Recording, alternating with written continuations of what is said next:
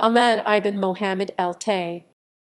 Ahmad ibn Muhammad al-Tay Arabic, HMD BNM HMD al-Ta'i, died August 31, 894, was an administrative official in the service of the Abbasid Caliphate.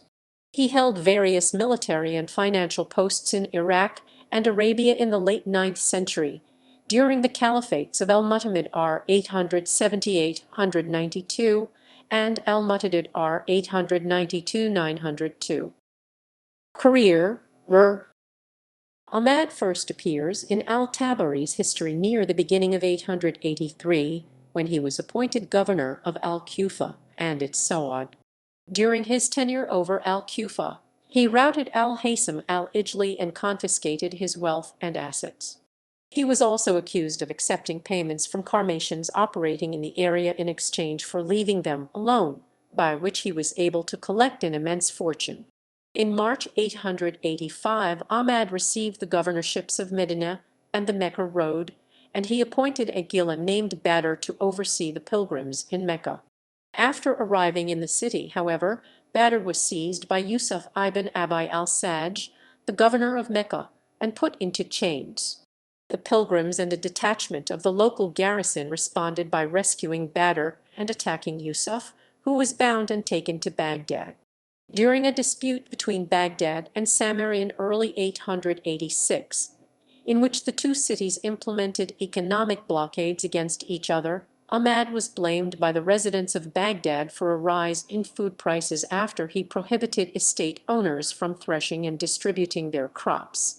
In late March, a mob assembled outside of his residence, but they were attacked by Ahmad's troops, and several of them were killed. Further violence was prevented only by the intervention of Mohammed ibn Tahir, who rode to the area the next day and convinced the people to disperse. In early 888, Ahmad dispatched an army against the brigand Siddiq al-Farghani, who had attacked and plundered Dur Samarra. Ahmad then went to Samarra himself and lured Siddiq with a guarantee of safe conduct.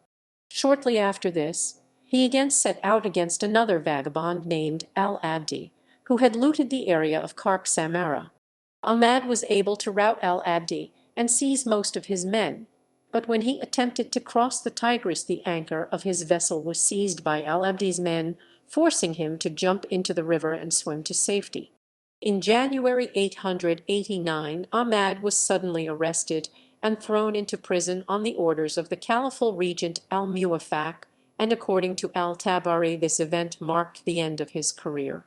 By the time of his arrest, he had been appointed to the governorships of al-Kufa and its Sawad, the Khurasan road and Samarra, the Shurta of Baghdad, and as revenue official of Badjariya, Katrabal, Maskin, and some of the private domains of the Caliph Dia al-Qasa. Despite Ahmad's arrest, he was apparently soon restored to favor, for in the beginning of the reign of al-Mu'tadid he agreed to a tax farming contract with the central government.